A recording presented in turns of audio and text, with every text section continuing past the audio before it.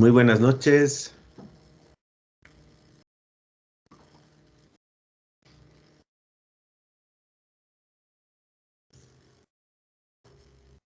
¿Cómo estás? Buenas noches con todos. Buenas noches, mi doctor. Buenas noches. Y esta semana vamos a hablar sobre un poco sobre lo que son los antidiabéticos orales.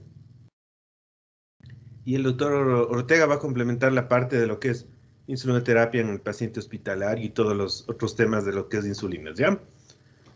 Entonces hoy vamos a ver todo lo que son antidiabéticos orales hasta donde alcancemos ahí y el día miércoles completaríamos el resto que nos falte de los antidiabéticos orales.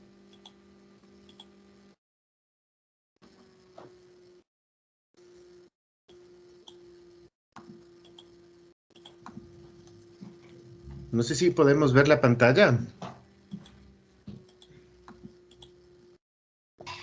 Sí, doctor Pacheco.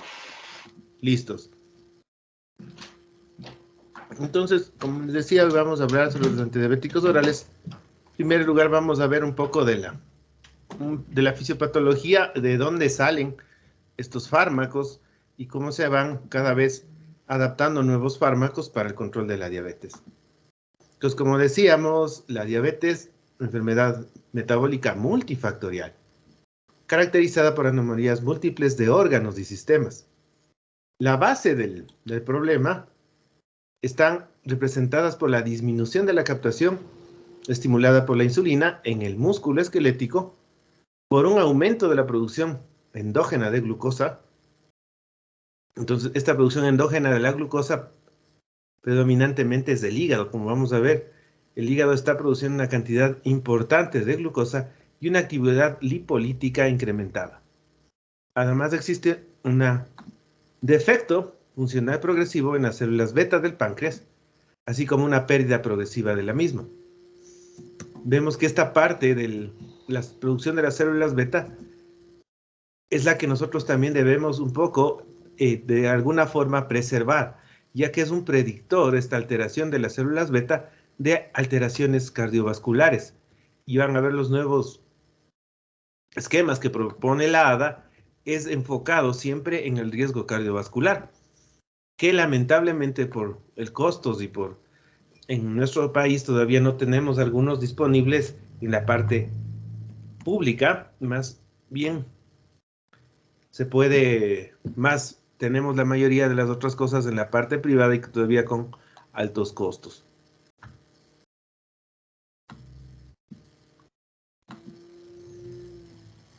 Entonces, el manejo de la diabetes es un arte.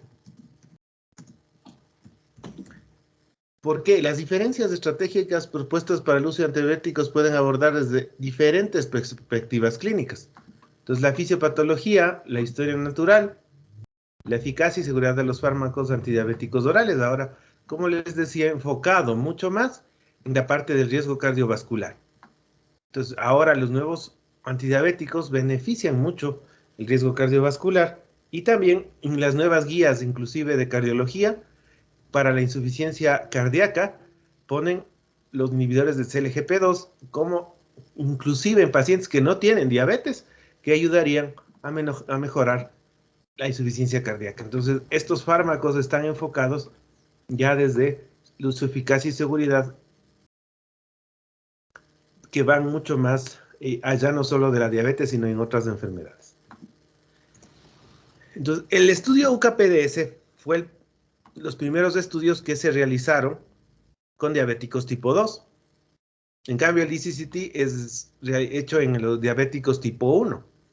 Entonces, el UKPDS, este estudio hecho en la Unión Europea, en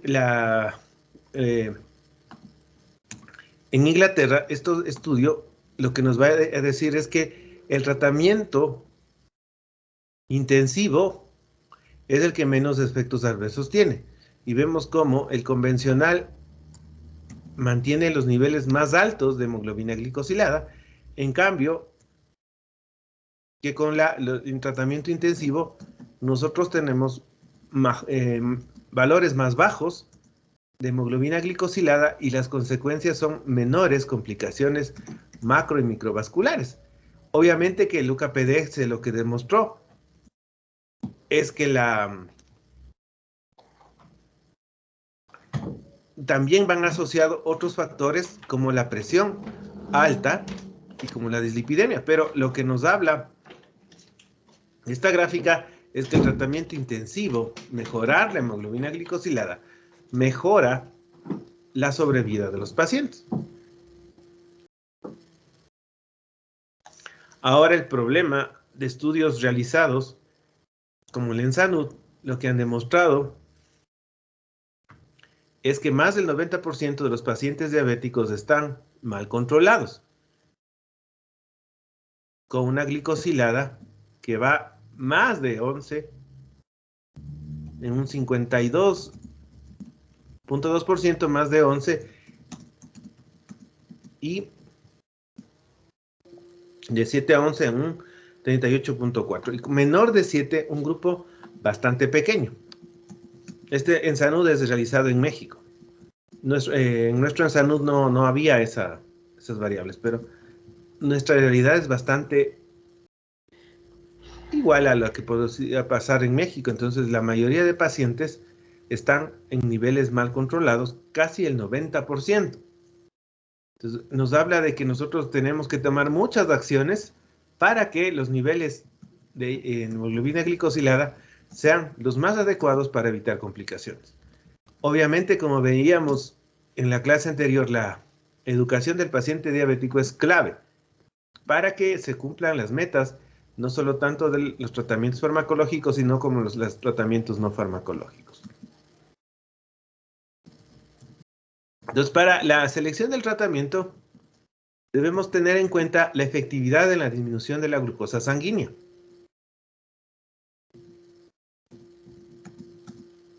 Entonces, cuando los niveles de hemoglobina glicosilada están mayores de 8.5, bordeando los 9, se recomiendan clases de fármacos con mayor efectividad o con rápido efecto hipoglicemiante. Inicio potencialmente más temprano de la terapia combinada. No debemos esperar que el paciente esté con complicaciones o que supere estos niveles de glicosilada para hacer una terapia combinada. Efectos extraglucémicos pueden reducir las complicaciones a largo plazo. Hipertensión, como veíamos en el UKPDS, la hipertensión era un factor predominante en el control de la diabetes. Dislipidemia, índice de masa corporal, resistencia a la insulina y la capacidad secretora de la insulina. como decíamos, si hay daño en las células beta, es un factor predictorio de que puede haber ya complicaciones cardiovasculares o microvasculares. Tenemos que tener en cuenta el perfil de seguridad. La seguridad de los antidiabéticos orales tiene que ver mucho con la hipoglicemia y obviamente otros efectos adversos que tienen la mayoría de estos fármacos. La tolerabilidad, qué tan tolerables son para los pacientes los efectos, sobre todo gastrointestinales, igual cuando se mezclan. La facilidad de uso, ahora vemos que hay muchas combinaciones ya farmacológicamente realizadas y entonces lo que nos va a ayudar bastante en facilitar la toma. Inclusive ahora los nuevos tratamientos GLP-1 se pueden poner una vez a la semana, entonces tienen una facilidad de uso bastante compleja. Ahora el problema es el costo. La mayoría de nuevos tratamientos son mucho más costosos. Pero si vemos costo-eficacia, vamos viendo de que la costo-efectivos, cuanto más disminuyamos las complicaciones microvasculares de la diabetes, vamos a ver que el costo efectivo es bastante alto. Por ejemplo, si una persona pierde un pie o tiene un infarto o pierde su visión, el costo de tus tratamientos son bastante elevados. Y la mayoría de estudios que están haciéndose nuevos son de costo-efectividad. Y la mayoría de estudios nos hablan de disminución del gasto. Y son millones de dólares que se disminuyen en gasto con haciendo menos que las personas lleguen a las complicaciones crónicas de la diabetes. Obviamente que en los seguros que cubren en los Estados Unidos son mucho más exigentes en las metas que deben de cumplir para que les cubran los seguros. Ahora tenemos que ver que tenemos que individualizar los valores de glicemia dependiendo de muchos factores. Entonces podemos ser más estrictos o menos estrictos dependiendo de algunas variables de los pacientes. Entonces, por ejemplo, tenemos estos factores que son no modificables y estos factores que son potencialmente modificables.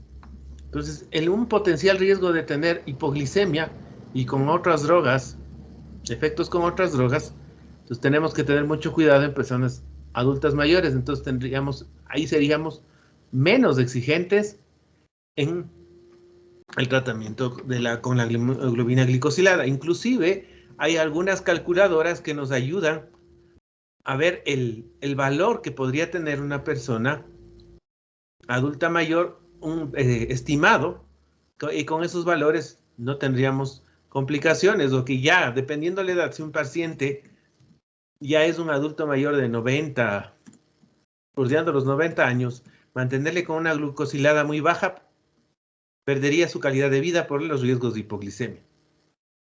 La duración de la enfermedad igual tiene que ver mucho si es recientemente diagnosticada o es ya de largo tiempo. Igual, en los adultos mayores sucede eso. En los pacientes jóvenes y recién diagnosticados, lo que debemos de ser un poco más estrictos por el potencial riesgo con los años. En cambio, las personas adultos mayores serían menos. La expectativa de vida igual, si el paciente tiene muchas comorbilidades, tendríamos que ver el riesgo-beneficio. Las complicaciones ya que tengan vasculares, pues ahí sí ya tenemos que tener la mayoría de complicaciones pueden estar ya de la mano. Por ejemplo, el pie diabético con la nefropatía podrían estar de la mano. Entonces necesitamos tener un control más estricto de la glicosilada. Las preferencias del paciente. En un paciente adulto mayor que viva solo va a ser difícil que pueda usar cierto tipo de insulinas. Entonces tendríamos que ser un poquito menos exigentes en la glicosilada. En cambio, si el paciente tiene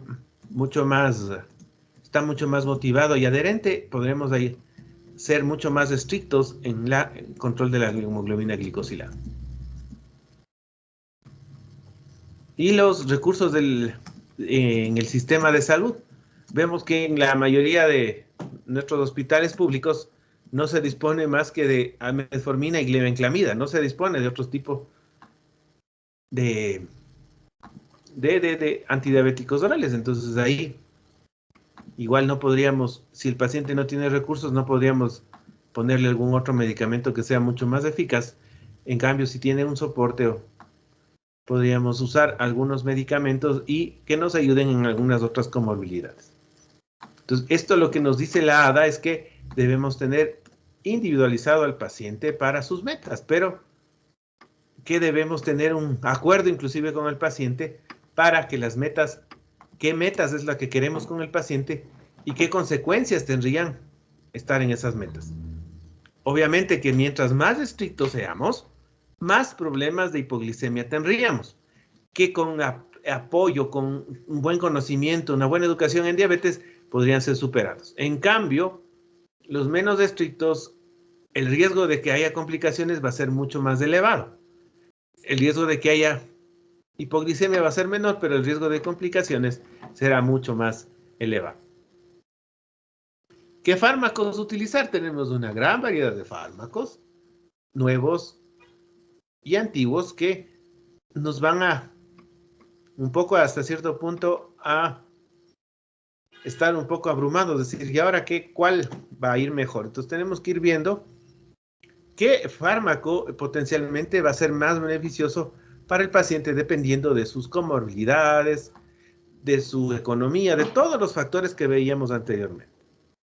Vemos que la mayoría de estos antidiabéticos orales, la ventaja es su administración oral comparado con la insulina, que esa ya tiene que ser manejada por vía parenteral y con todas las connotaciones que eso lleva. Y aparte todo el miedo que tienen las personas a la insulina, cuestiones culturales. Entonces, las alternativas son amplias, ahora mucho más, y que tenemos que ir viendo cuál le va ayudando al paciente. Hay algunos fármacos que ya estamos cada vez, como las digo, las sulfonilurias, cada vez ya queriendo que no usarlas. Son muy pocos fármacos de las sulfonilurias que se pueden usar. Estas tiazolidinionas cada vez han sido estigmatizadas por problemas de tipo cardiovascular, pero que en ciertas circunstancias podríamos usarlas, pero que sus efectos adversos en la mayoría de estudios nos han dicho que no son tan buenas. En cambio, en los de la alfa-glicosidasa cada vez van desapareciendo, ya no tenemos tanto en el mercado, entonces tenemos que buscar algunas alternativas dependiendo del paciente. Entonces, un plan de manejo ideal para el paciente diabético, como sabe decir el doctor Ortega, no es una receta de cocina que sea al 100%, ¿no? Cada paciente va a ser muy diferente.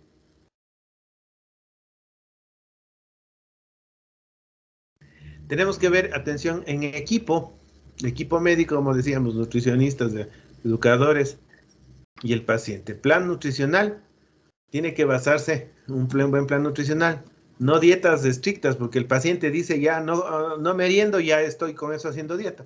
Y realmente aumenta el riesgo de hipoglicemia, ese tipo de dietas extremas que pueden hacer los pacientes. Y como vemos, cuando cualquier tipo de medicación, necesitamos que la nutrición sea un eje importante. La actividad física y el ejercicio son claves como parte coadyuvante. Igual pueden algunos medicamentos tener más riesgo de hipoglicemia con la actividad física. En el caso de la insulina tendría que acomodarse la dosis, tener precaución.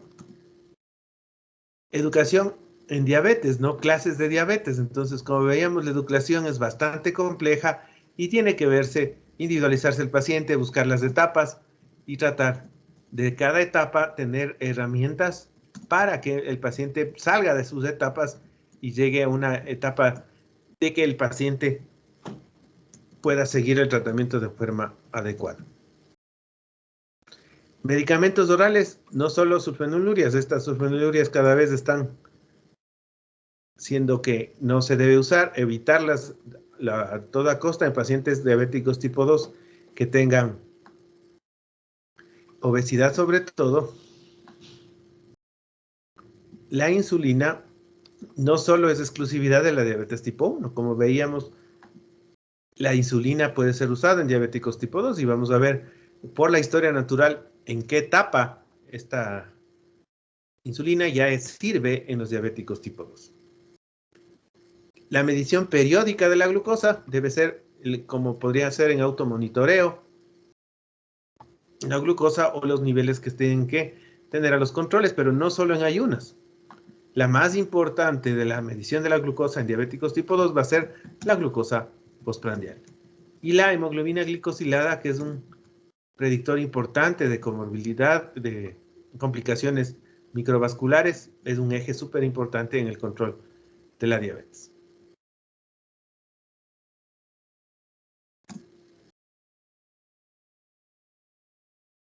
Entonces, ¿cómo tratamos la diabetes? Entendiendo e identificando la fisiopatología, seleccionando la mejor opción del tratamiento para corregir el defecto específico. Entonces, tratamos de buscar qué defecto podría tener el paciente y corregirlo. Idealmente, para tener claro qué es lo que está, que el parte fisiopatológica está alterada, deberíamos hacer una serie de exámenes que inclusive nos quedamos cortos en nuestro país. Combinando tratamientos cuando hay más de un defecto, tratando de alcanzar metas. Las metas tienen que ser alcanzables y dependiendo, igual individualizadas, dependiendo algunos factores, como veíamos anteriormente, resultados medibles. Entonces, los resultados medibles debemos usar la evidencia científica para evaluar y modificar el manejo.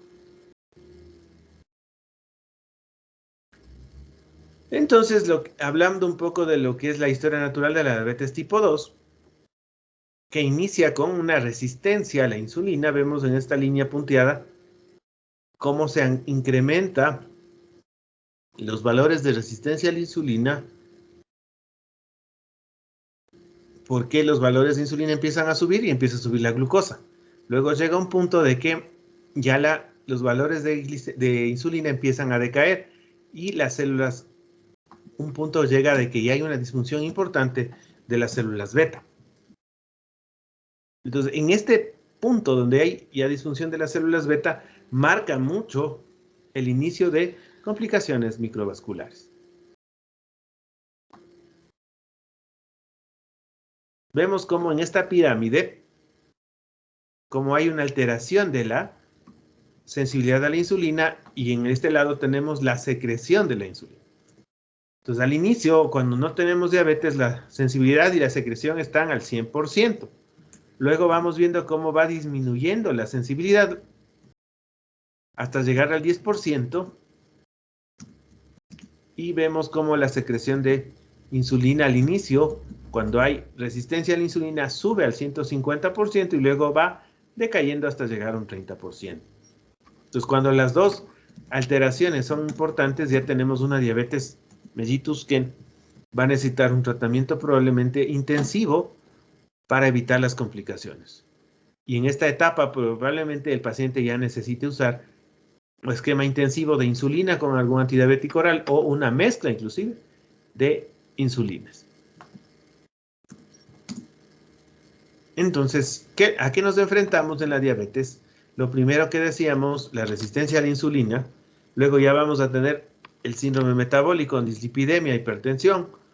Esto va a ser un factor cardiovascular importante y probablemente llegar a una enfermedad cerebrovascular que es la más temida o la que más daño produce. Entonces, ¿qué es lo que nos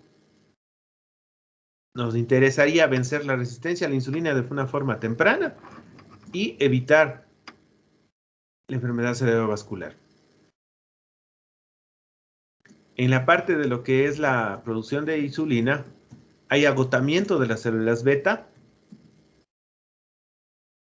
Entonces, este agotamiento de las células beta también lo podemos provocar con algunos fármacos, como las sulfonilureas, a dosis altas, entonces por eso debemos evitarla.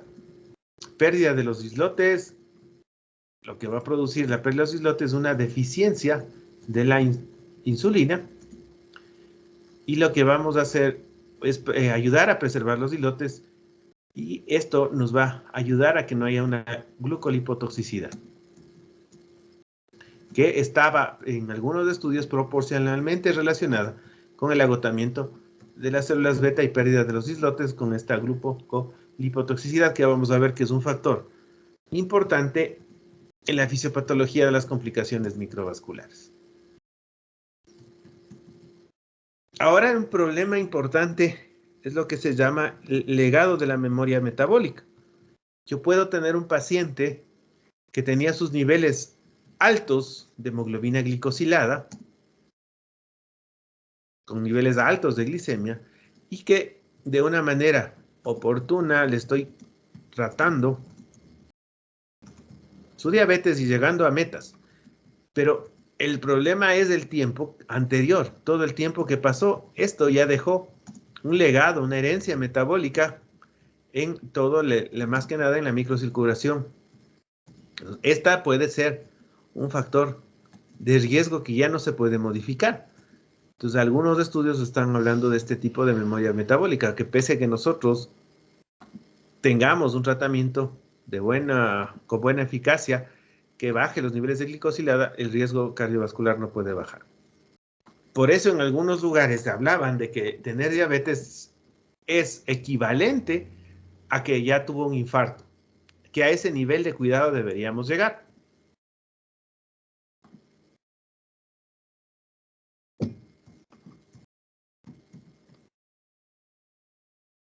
Igual esto también nos habla en el estudio de ECCT, que es hecho en pacientes diabéticos tipo 1, de este problema de la memoria metabólica, y son los que en la mayoría de estudios, los diabéticos tipo 1 son los que más llegan a complicaciones microvasculares. Lo que veamos la otra clase, el valor de la educación. Lo que dice Josling, cualquier tratamiento será una pérdida de tiempo y dinero hasta que el paciente se capacite a fondo para atender su propio caso. O sea, decía Josling que es súper importante la educación, que va de la mano del tratamiento que reciban. Entonces acá vemos un esquema de la historia natural de la diabetes, cómo inició con resistencia a la insulina, como primeramente se subió la glucosa postprandial y luego la glucosa en ayunas. Vemos cómo estaba el nivel de resistencia a la insulina. Los niveles de glucosa inicialmente subieron y luego se empezaron a disminuir. Vemos otra variable aquí importante, que son las incretinas, que están en amarillo y que van disminuyendo proporcionalmente cuando se produce ya disfunción de las células beta del páncreas. Ya empiezan a disminuir estas incretinas. Entonces es importante también el uso de estas incretinas para mejorar los niveles de glucosa, y van que son un blanco ahora de muchos fármacos, estas incretinas.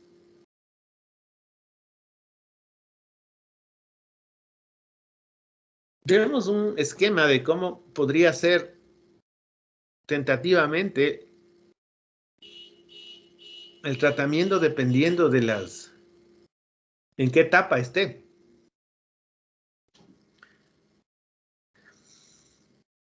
Vemos que antes en la prediabetes, cuando había resistencia a la insulina, lo más importante sería la modificación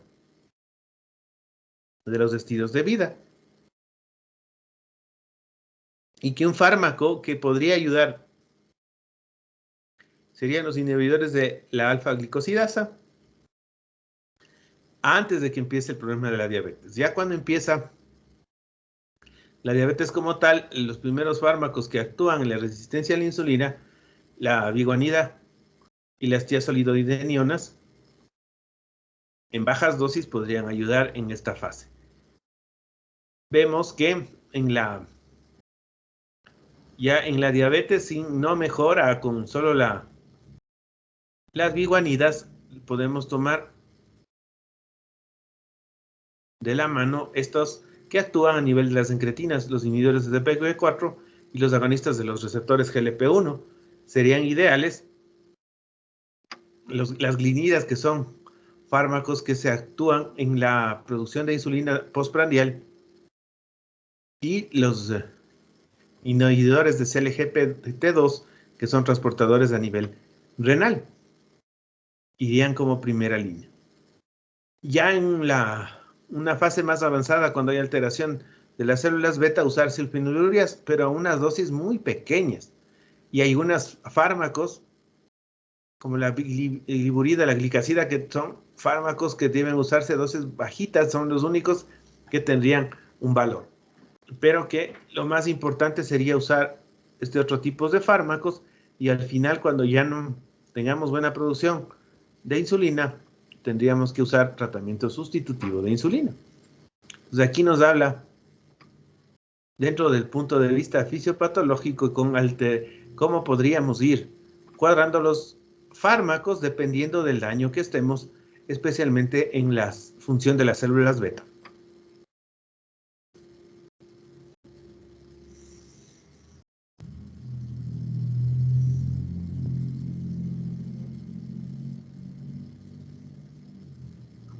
Entonces, la diabetes tipo 2 se genera a partir de resistencia a la insulina y trastornos de las células beta.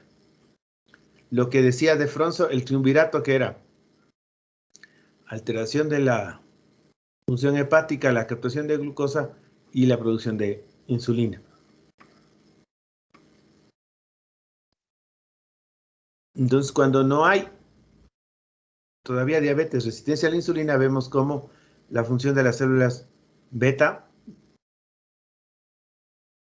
van luego a producir una hiperinsulinemia compensadora para producir normoglicemia. Pero ya cuando llegan a un punto de la diabetes, la función de la célula beta empieza a tener una deficiencia de insulina, hiperglicemia y por ende la diabetes. Entonces, cuando llegamos a este punto de la pérdida de la función de las células beta, hay un 50% ya de la pérdida de la función de las células beta, más o menos del diagnóstico de diabetes. Puede ser inclusive al inicio del diagnóstico de diabetes. A unos 5 o 6 años ya hay 50% de pérdida de la producción de las células beta.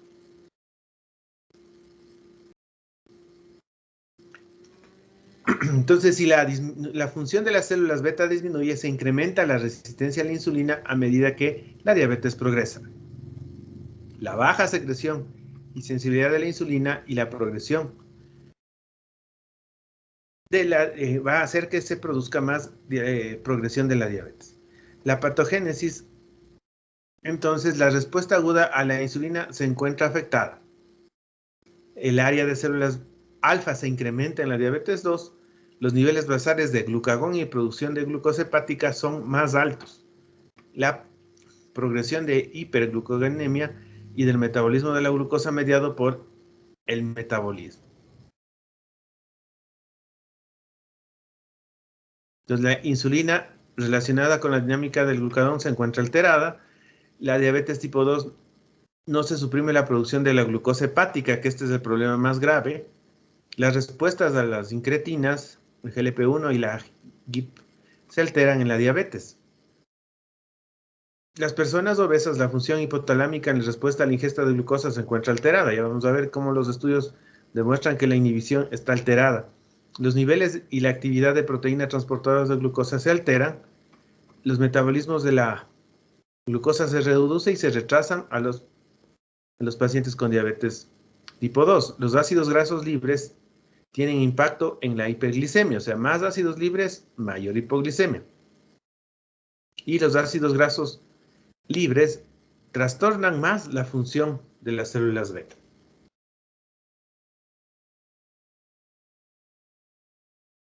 Igual los mismos que veíamos anteriormente. Entonces, lo que decíamos, que el triunvirato que decía De Fronzo, que es uno de los investigadores que más ha estudiado la fisiopatología de la diabetes, hablaba que estaba en estos tres ejes y no se tomaba en cuenta el resto. Esto lo estamos hablando de 1985-84, que tenían solo los tres efectos que se alteraban. Entonces, la producción hepática, trastornos de la producción de la insulina y la alteración en la captación de glucosa. Eran el triunvirato de la diabetes. Y luego vemos que se unen otras alteraciones que también ahora son blancos para el tratamiento de la diabetes. Entonces, los trastornos de la secreción de la insulina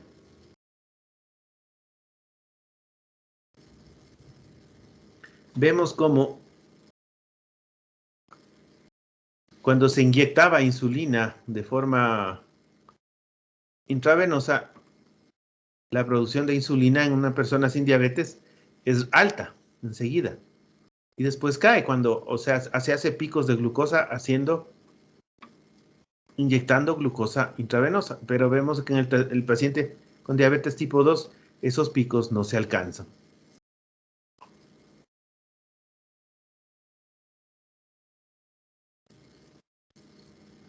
Alteraciones en la secreción del glucagón. Entonces vemos cómo las células pancreáticas en alfa y beta en individuos normales, como es lo normal, la masa de las células beta es del 50 y de las alfa 35%. Entonces la función de las beta es producir insulina y amilina.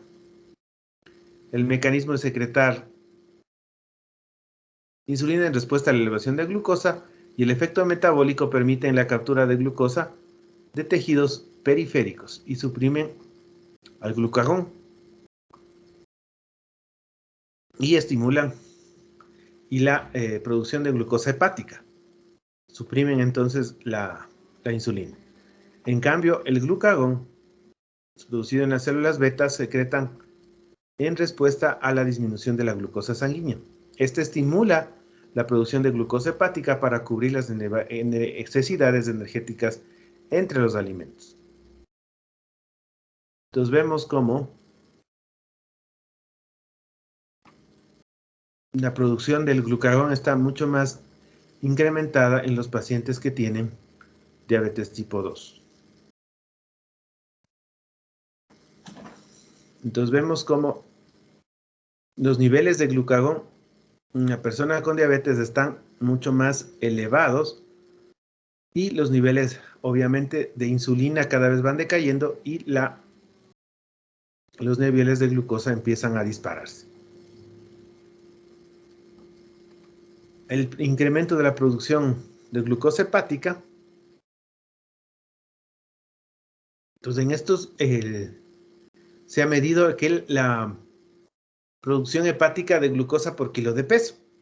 Entonces, los valores de glucosa o de producción hepática por kilo de peso hablan de que más o menos van entre 1, máximo hasta 2 en una persona normal.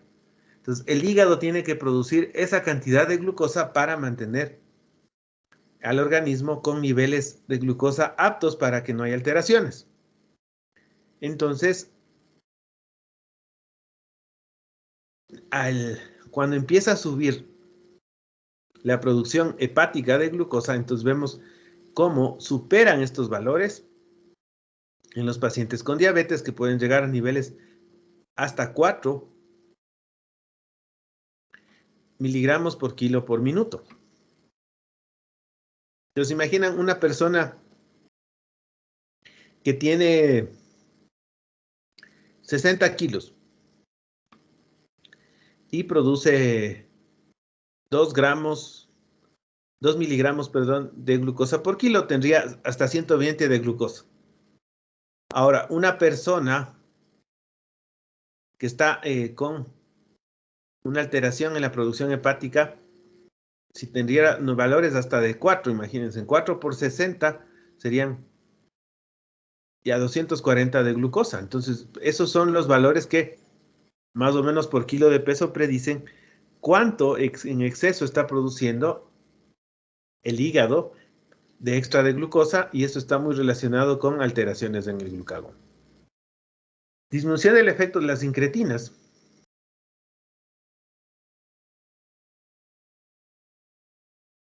Entonces vemos que las incretinas tenemos el GLP-1 y el GIP, y estas se encuentran alteradas en los pacientes diabéticos. En el GIP, en el caso de que aumenten, empiezan los problemas de subida de la glucosa. En cambio, con los GLP-1 empiezan a disminuir. Entonces, cada vez vemos que los niveles de incretinas empiezan a disminuir cuando la persona ya tiene diabetes establecida. La curva en rojo es las personas que están normales. La verde es las que ya tienen alteración en la glucosa postprandial, y la curva naranja es la curva de incretinas en pacientes que tienen diabetes. Vemos que hay una clara disminución de los niveles de GLP-1. En cambio, en el GIP, vemos que en los diabéticos empieza a subir más. Este es al revés, de mientras más GIP, la diabetes es mucho más florida. Alteraciones en los neurotransmisores. Sus estudios han hecho en la función hipotalámica en respuesta a la ingesta de glucosa, se encuentra alterada. Entonces, en los obesos, la retroalimentación que tiene el nivel hipotalámico se encuentra más disminuida. Esto es hecho en estudios de resonancia magnética, y vieron que los pacientes obesos tenían una respuesta alterada a la retroalimentación a la glucosa.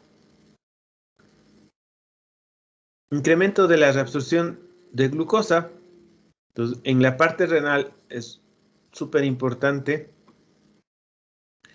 que en el túbulo contorneado proximal existen estos transportadores LGT2 que cuando la glucosa excede los 162 de glucosa, regresa al plasma la glucosa que iba a ser eliminada por la orina, entonces regresa. Cuando inhibimos a estos receptores, lo que hace es que la glucosa sea eliminada por la orina. Y este es un importante blanco para el tratamiento de la diabetes, pero también como estos transportadores tienen que ver mucho con transportadores de sodio, estos disminuyen la congestión a nivel cardíaco, disminuyen el riesgo cardiovascular. Entonces estos inhibidores de CLP1 son ahora una potencia porque disminuyen también más el riesgo cardiovascular, la presión, y son blancos para inclusive pacientes que no tienen diabetes, que tengan insuficiencia cardíaca. Disminución de la captura de glucosa a nivel del músculo. Vemos acá que en los pacientes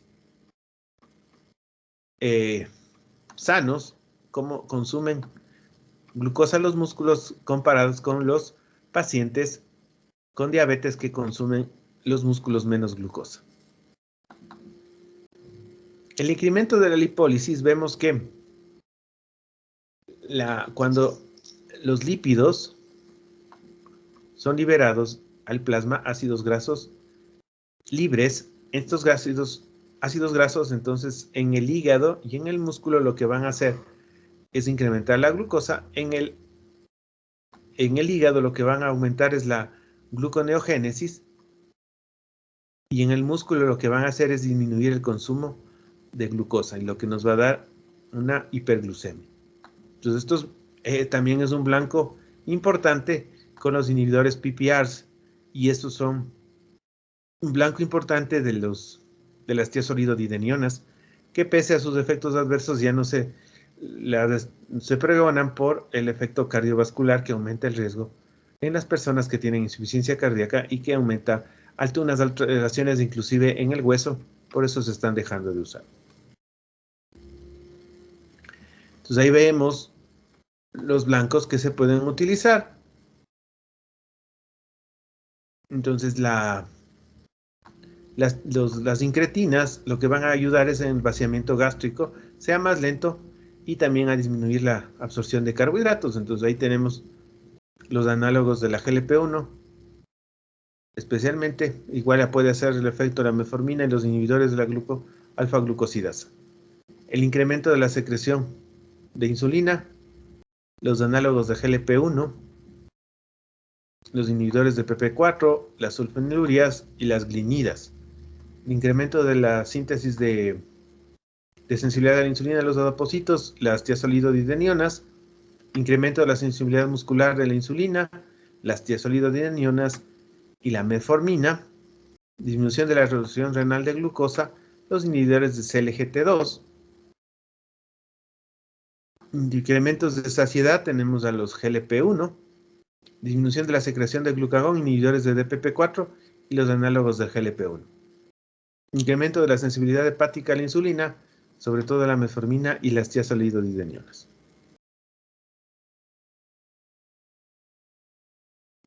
Entonces ahí vemos algunas familias de medicamentos y algunos fármacos, los más comunes. Entonces, en el caso de la alfa-glicosidasa, la carbosa, que lamentablemente casi ya no se la encuentra mucho en el país, las glitazonas, las tiazolidodidinionas, la pioglitazona, la rosiglitazona, las biguanidas, la más importante, la metformina, las medglinidas, la repaglinida, la netaglinida, de las sulfonilureas, la glimenclamida, la glicacida, que son las más conocidas, los incretin miméticos, la exantemide, la liglutide, los inhibidores de P4, la sitagliptina, la vidagliptina, y acá nos faltan los otros, los inhibidores del CLGT2. Entonces, estos son algunos fármacos que tendríamos para el tratamiento de la diabetes de forma oral.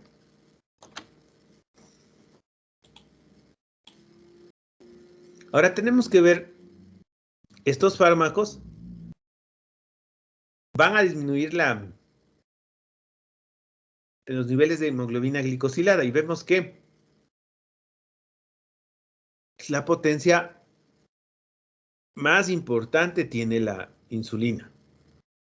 Ese es el que más alto tiene el valor de bajar hasta 3.5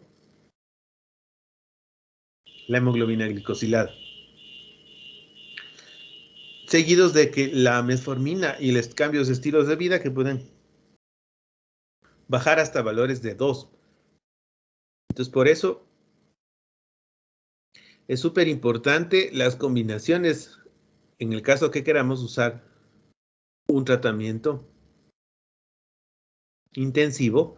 Tenemos que usar una mezcla de fármacos para llegar a cumplir las metas de esta hemoglobina glicosilada.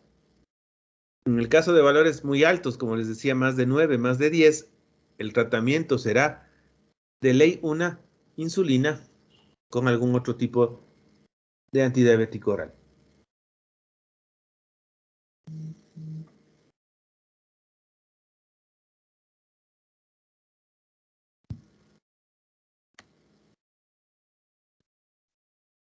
Entonces, las metas que deberíamos tener en los pacientes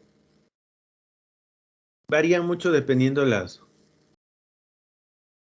escuelas, pero las más importantes nos hablan de que debería estar menos de 6.5 la hemoglobina glicosilada y los valores de acuerdo a la ADA de 70 a 130 en ayunas y menos de 180 en las postprandiales. La IDF inclusive es un poquito más exigente, que debería ser la glucosa postprandial menos de 145 y la glucosa en ayunas de 110. Entonces, estas son las metas que nos hablan de que debería ser los objetivos en la consulta, los pacientes ambulatorios para el tratamiento de la diabetes.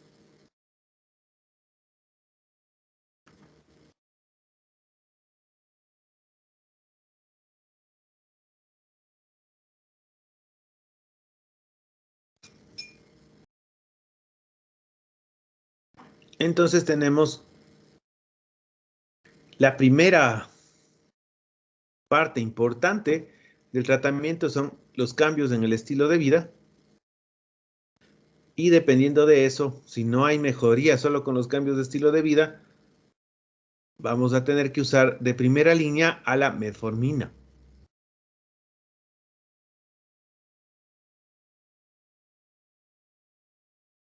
Entonces, la primera línea es la metformina. De segunda línea tenemos a las sulfonilureas y sumadas con alfa-glicosidasa, inhibidores de PP4 o inhibidor del CLGT2, las tiazolidodenonas o un GLP-1 agonista. De tercera línea ya tendríamos que usar una insulina basal o premezclada y con un inhibidor de DPP4, un alfa-glicosilasa, un inhibidor de la CLGT2 o un GLP-1. Ya de cuarta línea sería insulina basal más después de comer, insulina basal más premezclada, serían las de última línea, yendo en ese orden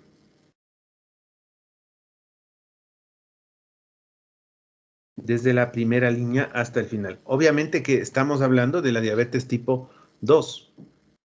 Tenemos que tener muy en cuenta este algoritmo que va basado en lo que es la diabetes tipo 2. Ya vamos a ver luego el algoritmo en la otra clase, cómo se basa ya en lo que es los factores de riesgo cardiovascular, si tiene o no efectos de riesgo cardiovascular, qué fármaco tendría que usar.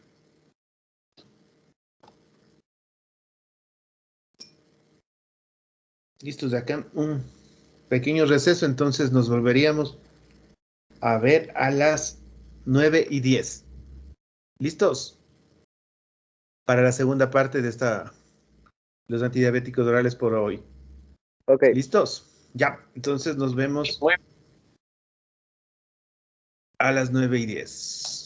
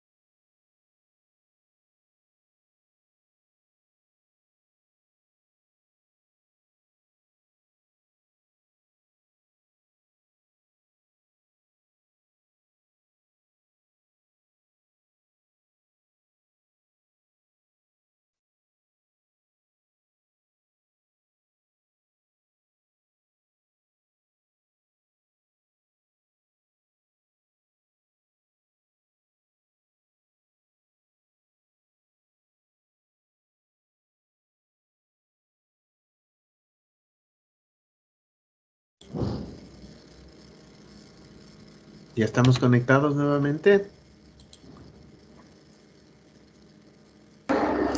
Sí, doctor.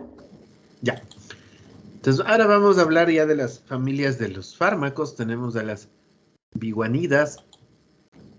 Entonces, estas biguanidas se descubrieron en 1918,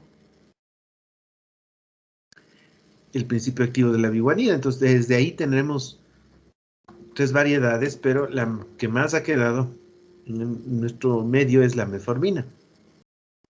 Entonces, tiene una cadena lateral hidrocarbonada, hidrofóbica, no polar corta, escasa afinidad por los fosfolípidos de la membrana mitocondrial, escaso o nulo efecto sobre los niveles plasmáticos del lactato. Entonces, los efectos más importantes de un sensibilizador de la insulina. ¿Qué es lo que va a producir? Supresión de la producción hepática de la glucosa.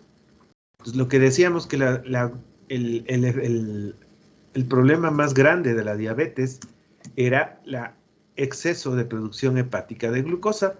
Entonces, los dos mecanismos eran la glucogenólisis y la gluconeogénesis. Entonces, estos dos mecanismos son los que más va a actuar la metformina.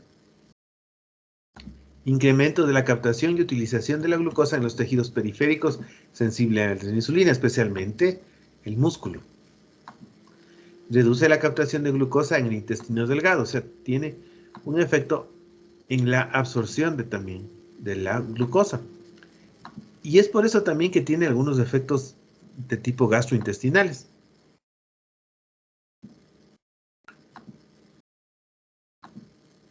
Pues como decíamos, a nivel general, la metformina tiene una supresión de la producción hepática de glucosa, estimulación de la captación muscular de la glucosa mediada por insulina, una inhibición de la lipólisis de la producción de ácidos grasos libres y lo que se produce a nivel celular aumenta de la unión a la insulina al receptor, estimulación de la actividad tirosincinasa del receptor de insulina, aumento del transportador de glucosa, el GLUT4, y aumento de la actividad de la glucógeno sintetasa. Entonces, estos mecanismos son los que van a llevar que disminuyan los niveles de glucosa. Entonces, las biguanidas también tienen sus contraindicaciones. Entonces, la insuficiencia renal ya vamos a ver que no se puede usar con niveles altos de creatinina, sobre todo de 1.5 o un aclaramiento de creatinina menor de 30. Insuficiencia hepática, historia de acidosis láctica, insuficiencia cardíaca, inclusive en algunos artículos hablan de que después de un infarto agudo de miocardio ya no se debería usar metformina, que no se debía usar por alteraciones en el músculo cardíaco que podrían producir. Entonces, en algunos artículos hablan de eso, que no es tan bueno usar metformina en pacientes que tienen cualquier tipo de cardiopatía. En la sepsis, entonces por eso siempre todo paciente que está hospitalizado debemos evitar todo antidiabético oral, especialmente la metformina. Personas adultas mayores más de 80 años. Estados de hipoperfusión tisular. Recuerden que estos estados de hipoperfusión tisular van a llevarnos a que más riesgo de que aumente el lactato en sangre. Entonces, la metformina deberíamos iniciar con dosis bajas, sobre todo por los efectos gastrointestinales, entonces de 500 a 850 miligramos al día, y les aumentarles gradualmente la dosis, y la dosis clínicamente efectiva sería de 2000 miligramos al día, y una dosis, la máxima que podríamos usar, de 2550 miligramos al día.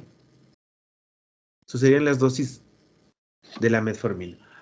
Ojo que podríamos disminuir los efectos adversos gastrointestinales usando metformina de liberación prolongada.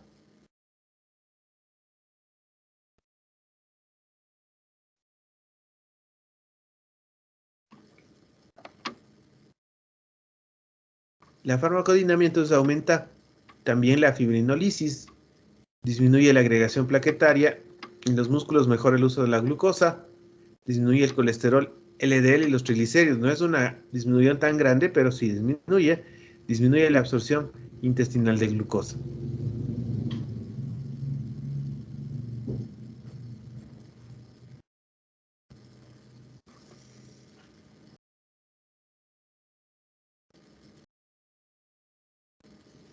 Entonces, el efecto hipoglicemiante es de entre 40 y 80 miligramos. Disminuye la glucosa, entonces 40 a 80 miligramos. Disminución de la hemoglobina glicosilada máximo en 2 puntos. No estimula el páncreas, entonces el riesgo de hipoglicemia es mucho menor. Mantiene el peso corporal o lo disminuye, pero en casos extremos nomás disminuye el peso. Pero en lo que más nos interesa es que el peso no sube de peso. Levemente un efecto anorexígeno que es muy leve. Entonces aquí vemos el efecto que decíamos la metformina tanto en la captación muscular, en el hígado, y que disminuye también la oxidación de ácidos grasos y aumenta la sensibilidad de la insulina. Entonces, la metformina tiene algunos efectos secundarios: diarrea, náusea en un 5 a 20%, sabor metálico, distensión abdominal, anorexia y la incidencia de acidosis metabólica, que decíamos que era de 0.3 casos por 1000 habitantes pacientes año, pero les decía que cada vez estos valores están subiendo cada vez más.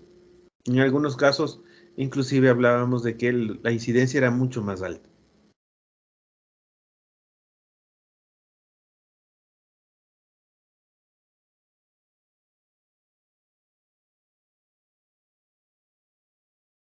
La metformina entonces es segura, pero el riesgo puede estar presente, por lo que debemos tener ciertas precauciones por la acidosis láctica, ¿no?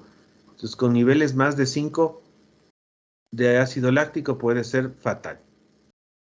¿Qué precauciones debemos tener con la metformina?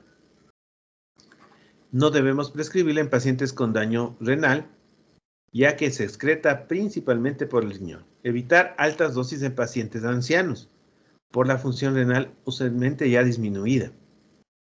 Entonces, en los pacientes ancianos no podemos usar dosis tan altas como las que veíamos de 2 gramos.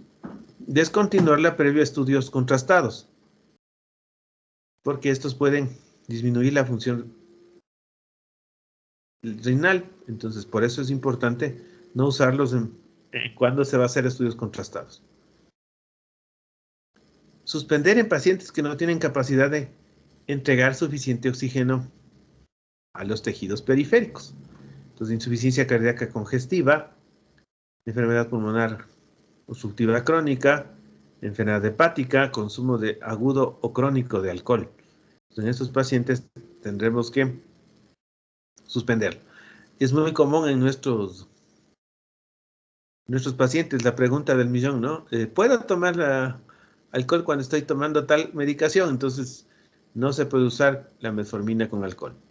Entonces, a veces sí se les dice a los pacientes, si va a tomar, preferible no tome la metformina, y si tienen combinaciones, tome la otra combinación, porque el alcohol acá es mucho más sagrado que otra cosa. Entonces, para iniciar la metformina, entonces va iniciado con la etapa nutricional. Iniciar la metformina, entonces revisar el plan nutricional, las dosis inicial de 425 a 500 al día, y luego vamos a ir subiendo poco a poco. Las precauciones en el embarazo y la lactancia. Ahora, en el embarazo sí se le puede usar de forma sin riesgos. En los pacientes que tienen insuficiencia renal o hepática, alcoholismo, acidosis metabólica aguda crónica, insuficiencia cardíaca o respiratoria, pacientes mayores de 80 años, cuando usamos medios de contraste intravenosos, y los efectos secundarios relacionados con la dosis que nos puede dar diarrea, náuseas, dolor abdominal o sabor metálico en la boca. Entonces,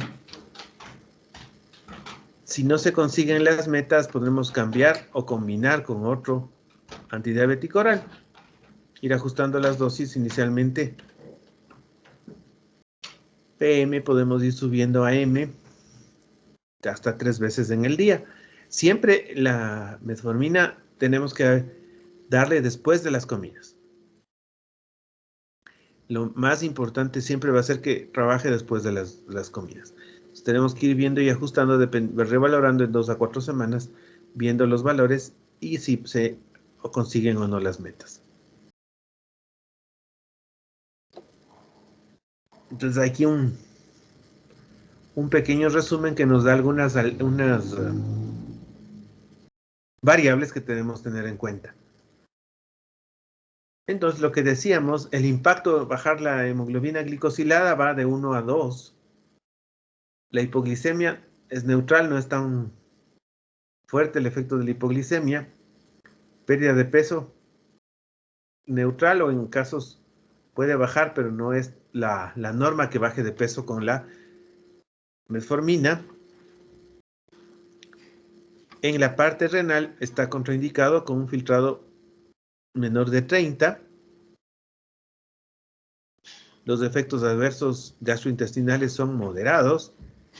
A nivel cardíaco es neutral, pero lo que decía, algunos estudios desaconsejan inclusive en pacientes que tienen infartos o alteraciones de insuficiencia cardíaca. En el hueso es neutral y cetosis no produce. Ahora tenemos el otro grupo importante de antidiabéticos orales, que es las sulfonilureas.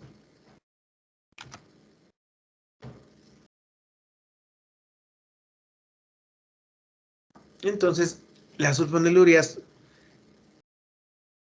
son descubiertas en la Segunda Guerra Mundial cuando usaban el antibiótico, las sulfas, y observaron que un paciente tratado con tifoidea empezaba a tener hipoglicemias. Esto fue en 1942, justo en la Segunda Guerra Mundial. En 1952 descubrió una serie de episodios hipoglicémicos con el derivado sulfoaminuria, la carbutamida, el cual fue poco utilizado debido a los efectos secundarios en la médula ósea. Ya en la década de los 50-60 se desarrollan las sulfonilurias que se llamaron de primera generación. La clorpropamida, la tolubatina, la toloxamida, que estas ya ni existen. En los 80 se desarrollaron las sulfonilurias de segunda generación. Entonces ahí está la glipizida, la glicacida, la glibenclamida.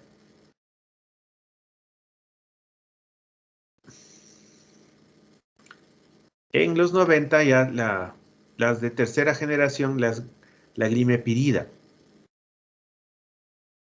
Entonces, ¿qué son las sulfonilurias? Son secretagogos de insulina. Entonces, ¿qué significa que es un secretagogo? Que vamos a hacer de una manera farmacológica se produzca salida de insulina desde las células beta del páncreas.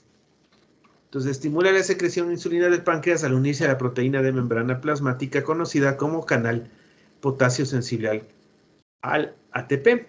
Entonces, lo que vamos a producir es una despolarización de la célula que bloquea la salida del potasio, abre los canales de calcio permitiendo la entrada del mismo a la célula, lo que permite la unión de las vesículas que contienen insulina en la membrana, resultando en la secreción de insulina al torrente sanguíneo.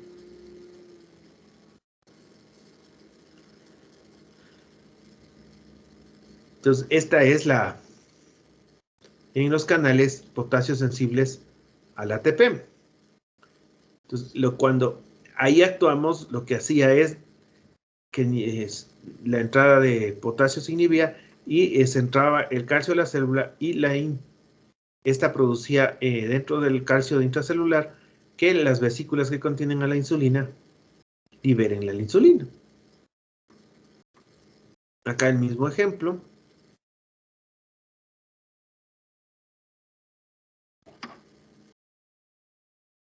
Entonces, en los efectos extrapancreáticos es similar a la insulina activar el cotransportador de la glucosa, el GLUT4.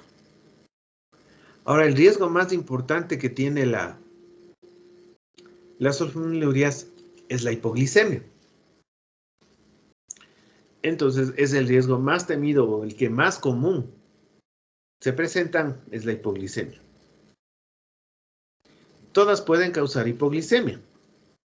Entonces, el efecto más malo de estas sulfonilureas, por eso en el esquema que veíamos decíamos las dosis de sulfonilureas deben ser las dosis más bajas si se quiere utilizar. Y cada vez y cuando en todos los nuevos algoritmos nos ponen como una alternativa cuando no existen los otros antidiabéticos orales. Produce ganancia de peso secundario a los niveles de insulina en sangre e induce captación activa de glucosa y su conversión a triglicéridos en el tejido adiposo.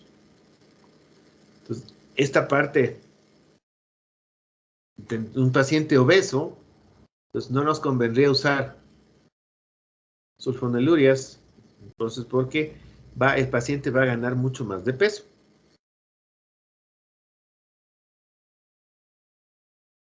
Induce captación y el almacenamiento de ácidos grasos libres. Vamos viendo que la frecuencia de hipoglicemias, dependiendo del tipo de sulfonilurea, va siendo estas eran de primera generación, las de segunda y las de tercera ya son menores. La glimepirida y la glicazida, los efectos hipoglicemiantes ya son mucho menores. Entonces, comparado glibenclamida más glimepirida, son menos en porcentaje, pero como decía inicialmente, todas las sulfonilureas pueden producir hipoglicemia como efecto adverso. Entonces, decíamos que el principal efecto adverso de las sulfonilureas es la hipoglicemia, pero también tiene efectos gastrointestinales, náusea, vómito, ganancia de peso, también puede producir rubor facial, rash, fotosensibilidad, dermatitis, púrpura y prurito, plaquetas bajas, anemia hemolítica, aplasia y agranulocitosis. Entonces, cuando tengan problemas de plaquetas o anemia hemolítica, siempre hay que buscar la causante, podría ser esta glibenclamida. ¿En quiénes están contraindicadas las sulfonilureas? En pacientes que tienen diabetes tipo 1. Entonces, no tiene sentido dar una sulfonilurea en diabético tipo 1 porque no, este es un secretagogo de insulina, pero si ya no tiene insulina en el organismo, entonces ya no tiene ningún chiste dar algo que si a la insulina no hay producción de insulina dentro de las células beta del páncreas.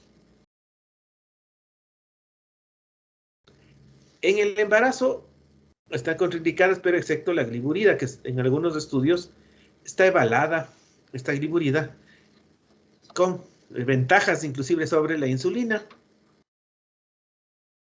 No se recomiendan cirugías mayores, infecciones graves y descontrol de enfermedades asociadas. En personas que tengan predisposición a hipoglicemia, entonces falla renal o hepática no se debe usar. Entonces, en algunas guías, pasado a los 65 o 70 años, también está contraindicada todo tipo de sulfonilureas.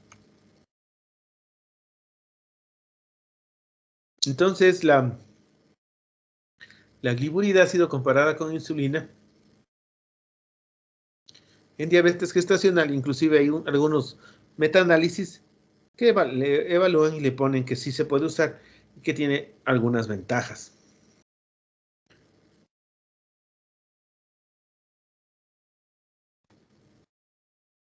Entonces, la ventaja de la gliburida es que no cruza la barrera placentaria. Entonces, ha sido utilizada en forma segura en el embarazo sin efectos adversos en el producto, comparados con otros fármacos como la metformina y las litazonas que cruzan la barrera placentaria. Entonces, tiene algunas ventajas y desventajas de esta gliburida. Y hemos de ver cuando veamos la diabetes gestacional, un poco más hemos de ahondar en este tipo de tratamiento. Entonces la gliburida entonces debería usarse una dosis 2.5 en la mañana, incrementarla en la primera semana, agregar 5, incrementar hasta 5 miligramos PM, que sería la dosis tope. En terapia combinada se podría usar también en la diabetes gestacional.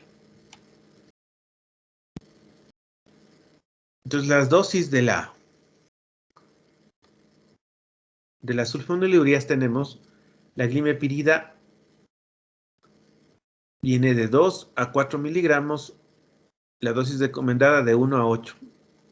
La dosis máxima 8 miligramos, la glipizida viene de 10 miligramos, la dosis diaria recomendada de 5 a 20, dosis máxima de 20, la glibenclamida viene de 5 a 2.5, una dosis de 2.5 a 20, dosis máxima de 20 miligramos. La glicazida de 30 miligramos con una dosis que va de 30 a 60 miligramos y una dosis total de 120 miligramos. Estas ya son más antiguas que casi ya no existen en el mercado. Entonces, cuando iniciamos el tratamiento, por ejemplo, con glibenclamida, la dosis inicial 2.5, 10 minutos antes de cada comida, suspender la dosis en caso de omitir la comida. Plan de nutricional y vamos a ver en un mes cómo va. Las precauciones, contraindicaciones en embarazo y lactancia, excepto la glibenclamida. En diabetes tipo 1 completamente contraindicado, si hay cetoacidosis o si hay intolerancia al fármaco. Efectos secundarios, el más importante, el más temido, el más complicado, la hipoglicemia y el aumento de peso.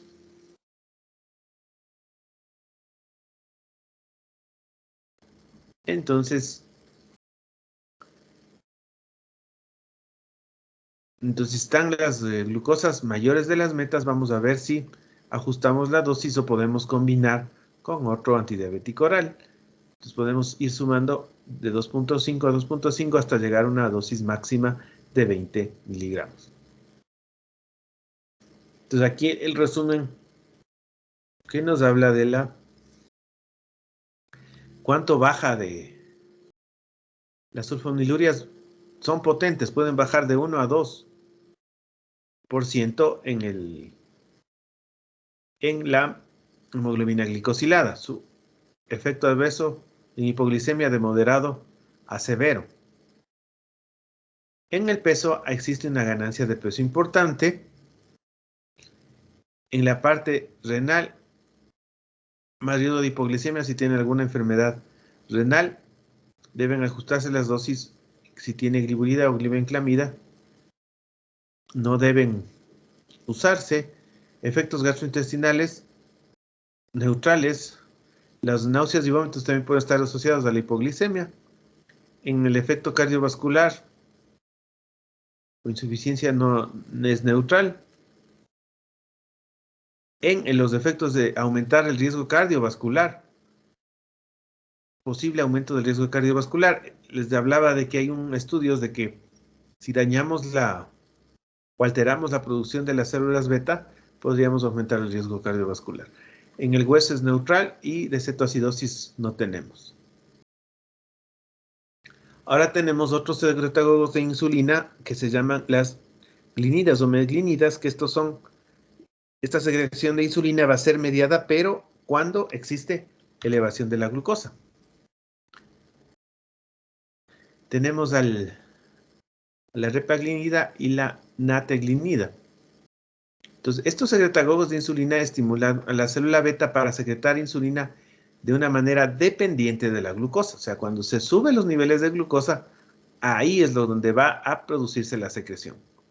Cierran los canales de potasio dependientes de ATP en la membrana de la célula beta y así despolarizan la membrana permitiendo la entrada de calcio, lo cual estimula la secreción de insulina en la célula, muy parecido a la sulfonilurea. A diferencia de la sulfonilurea, alcanza picos plasmáticos más rápidamente y tiene una vida media más rápida, permitiendo que la secreción de insulina coincida con las elevaciones de glucosa por el alimento. Esta es la ventaja de estas glinidas. Deben ser administradas inmediatamente antes del alimento. Como monoterapia reducen en ayuno hasta 60 miligramos de glucosa y en la hemoglobina glicosilada de 1 a 2. La incidencia de hipoglicemia es comparable a las dos sulfonilureas de segunda generación. Los flexibles de acuerdo a los alimentos. O sea, la ventaja es que si no come, no se toma y no va a obtener el efecto de la hipoglicemia que pueden tener otros fármacos. Pueden ser usados en pacientes con daño renal y hepático, titulando la dosis más lentamente, no debe ser utilizadas en el embarazo.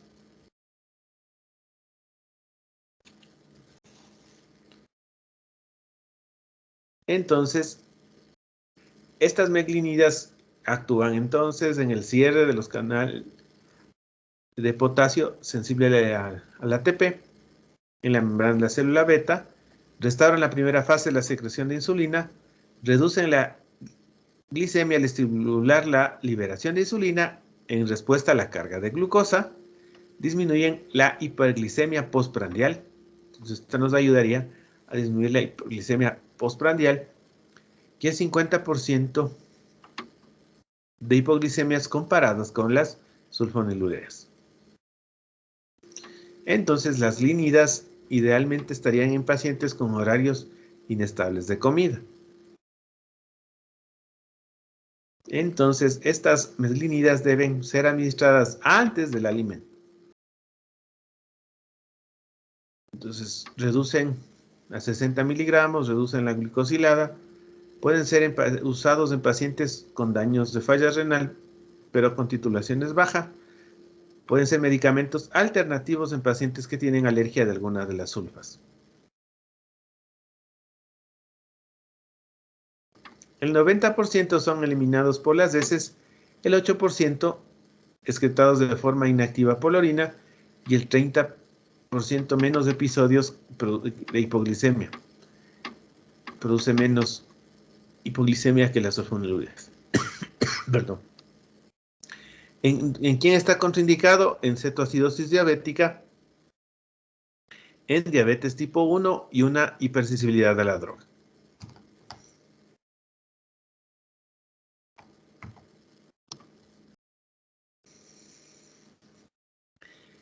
Entonces, la que más en el país hay es la repaglinida, que es el Prandil. Tabletas que van desde 0.5, 1 miligramo, 2 miligramos. Una dosis recomendada de 0.5 a 6 o una dosis máxima de 16 miligramos.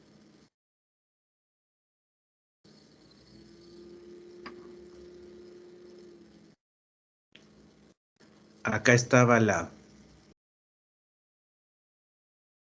el resumen, igual muy parecido a lo que se produce en las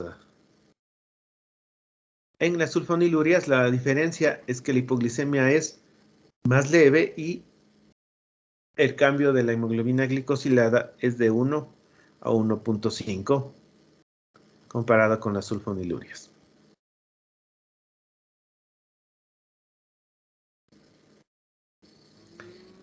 El otro grupo de fármacos tenemos a las glitazonas o las tiazolidodidinionas. Entonces, la resistencia a la insulina y disfunción de las células beta están vinculadas al problema de una lipólisis aumentada.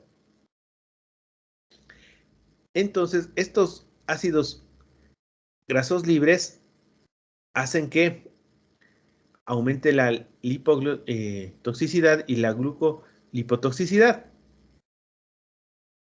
Entonces, la captación del de glucosa está disminuida en el músculo, el tejido adiposo y una producción mayor de glucosa hepática. Entonces, los fármacos que actúan es en los receptores PPR. Entonces, las manifestaciones de resistencia a la insulina, entonces teníamos una captación y transformación de glucosa en energía por los lípidos, y entonces cuando hay una alteración, vamos a tener una glucosa alterada en mucho más la postprandial, almacenamiento de triglicéridos en el tejido adiposo. Entonces vamos a tener una alteración, aumento de triglicéridos, disminución de las HDL. La reabsorción de sodio lo que nos va a llevar es a que aumente la hipertensión y el mantenimiento del equilibrio en la función endotelial. Va a haber alteraciones en la disfunción endotelial y va a haber una vasoconstricción y aumento de fibrinógeno. Entonces, lo que vamos a las tiazolidinedionas van a actuar en los receptores PPR. Estos receptores son a nivel del peroxisoma y vemos que hay algunos tipos de receptores tipo alfa, delta y gamma, y tienen diferentes acciones. Entonces, en estos van a actuar diferentes fármacos como los fibratos, otros hipolipemiantes, y las tiazolidinedionas van a actuar directamente en el delta. Entonces, ¿dónde está? Está en el tejido adiposo, músculo estriado, hígado, riñón, intestino, macrófagos, células de los músculos lisos vasculares. Entonces, ligando endógeno ciertos metabolismos de las prostaglandinas.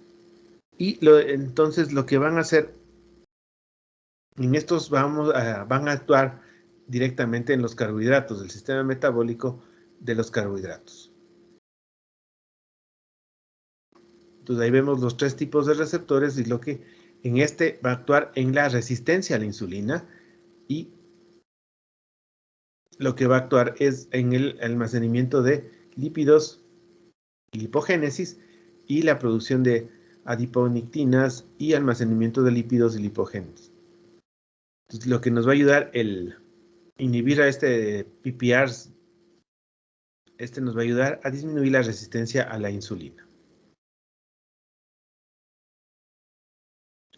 Entonces, estos PPR son los receptores proliferadores de actividad del peroxisoma. Vemos cómo la pioglitazona actúa en el alfa y en el gamma, y la roxiglitazona mucho más en el gamma, y esto nos va a ayudar en el metabolismo de los carbohidratos. Cuando salieron estos fármacos, eran la panacea, y decía que eran uno de los que iba a revolucionar el tratamiento de la diabetes. Pero luego, por sus efectos adversos, fueron un poco retirados del mercado. Ahora cada vez los quieren otra vez poner, y en algunos estudios tienen algunos efectos, ventajas sobre otros, pero todavía no hay no están en las guías como que fueran de primera línea. Entonces, ¿qué acciones tienen las glitazonas? Aumentan la sensibilidad de la insulina, disminuyen la resistencia a la insulina en el músculo, hígado y en el tejido adiposo, disminuyen glicemia de ayuno y postprandial, disminuyen la hipertrigliceridemia y de ácidos grasos libres, disminuyen la hiperinsulinemia. En el tejido adiposo aumentan los sitios de unión de receptores a la insulina y aumentan la respuesta a los postreceptores. Entonces, los efectos adversos, tenemos efectos no severos como ganancia de peso, edema, una anemia dilucional, hepatotoxicidad con elevación de las transaminasas y incremento de la creatinfosfoquinasa.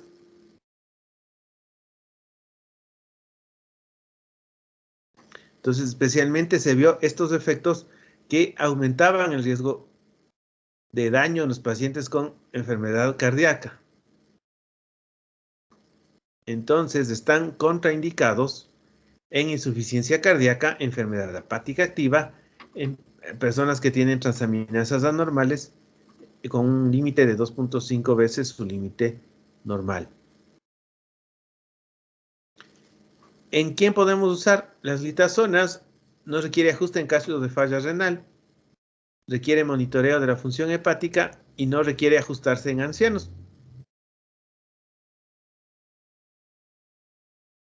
Entonces, la dosificación de la pioglitazona de 15 a 45 miligramos al día.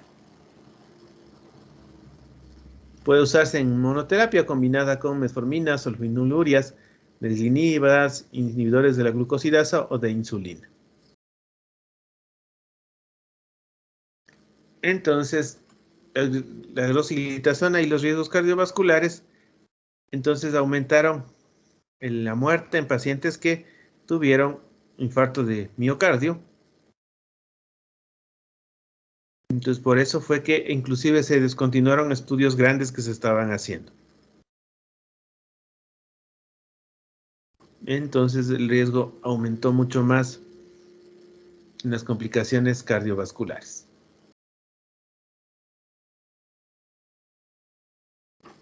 Entonces, en resumen de las glitazonas, agonistas de los PPARs gamma, mejoran la sensibilidad de la insulina, reducen la resistencia a la insulina, incrementa la captación de glucosa a nivel periférico, disminuye la producción hepática de glucosa, disminuyen la glicosilada, disminuyen la glicemia en estado de ayuno, mejoran la glucemia postcarga, mejor que la metformina y la glicazida, mejor perfil de lípidos en pacientes con diabetes, eleva el HDL y disminuye los triglicéridos. Que decíamos que actúa en el receptor PPARs, en el gamma. También ha habido casos de riesgo de cáncer por el uso de las pioglitazona.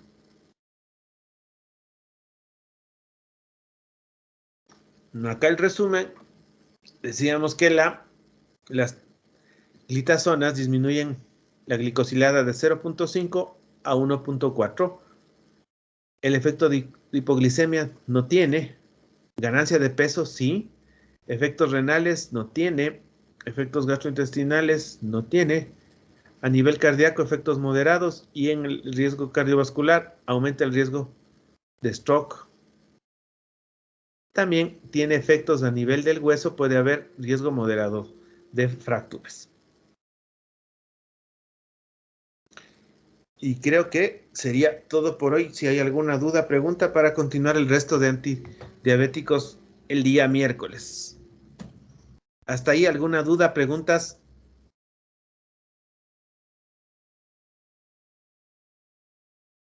Doctor, una inquietud. Diga. Entonces, en pacientes de 65 años, de 60 en adelante, entonces no podría usar metformina, ni sulfa, ni lurias. Entonces, según lo que veo ahí, podría usar hasta el momento las metaglitinas. Ajá. O sea, la idea, las sulfonilurias en pacientes adultos mayores está completamente contraindicado por el mucho más riesgo de hipoglicemia. Ahora, la metformina en los adultos mayores tendría que ser una dosis mucho más baja. Y si ya supera los 80 años, los 90 años, ahí sí ya se nos quedan muy pocas reducciones de tratamiento. Entonces ahí vamos a ver otro tipo de fármacos, sobre todo los nuevos fármacos, que tienen efectos sobre la parte cardiovascular. Ya vamos a ver que la mayoría de adultos mayores tienen complicaciones ya cardiovasculares. Entonces ahí les va a ir mucho mejor estos inhibidores de DPP4, sobre todo en los adultos mayores. Listo.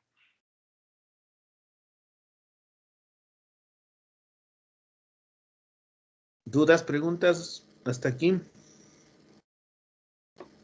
Doctor, una pregunta. Buenas noches. Buenas noches. Tenga la bondad. En el caso de la resistencia a la insulina, por ejemplo, cuando hay acantosis o cuando hay síndrome de ovario poliquístico, ¿con qué hacemos el control? ¿Con el HOMA?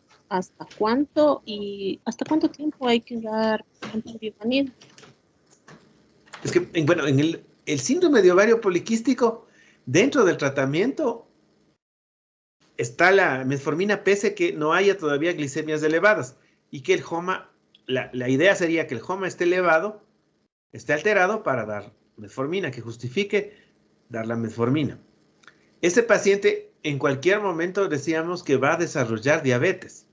¿En qué tiempo? No sabemos cuándo, pero el efecto que va a tener en el síndrome de ovario poliquístico, no solo en la glucosa, sino también ya en la otra parte endocrina. Entonces tiene doble efecto ahí en el síndrome de ovario poliquístico la metformina. Y ahí el efecto de bajar de peso es indiscutible. La metformina en síndrome de ovario poliquístico van a mejorar el peso mucho mejor que en otro, si en una persona con otra enfermedad o otra comorbilidad, ahí es diferente la metformina. No es que vamos a dar metformina para bajar de peso a una persona que no tiene diabetes. Solo ahí se ve los beneficios de la metformina.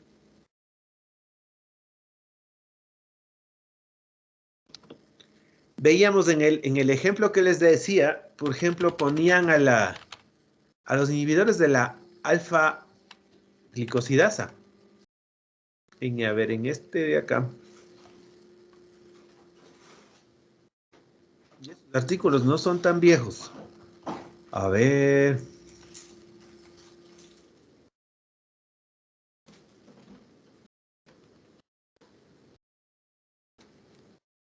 Ya. En este acá, en justo la resistencia a la insulina, nos ponen inclusive que la alfa-glicosidasa, un inhibidor de alfa-glicosidasa, sería ideal. Antes de que empiece la diabetes como tal, si hubiera resistencia a la insulina.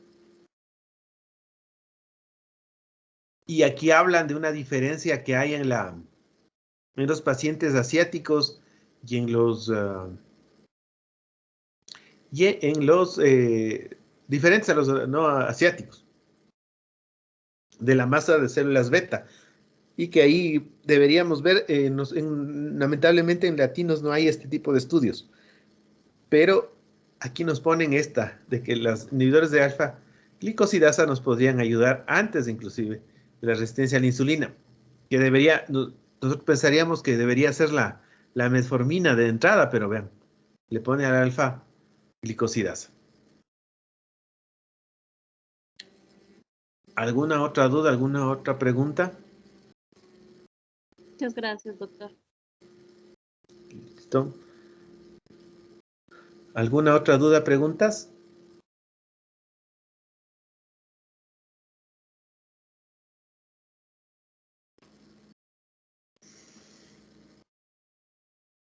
Listo, entonces, si no hay más dudas ni preguntas, nos veríamos el día miércoles y mañana estaría el doctor Ortega con ustedes.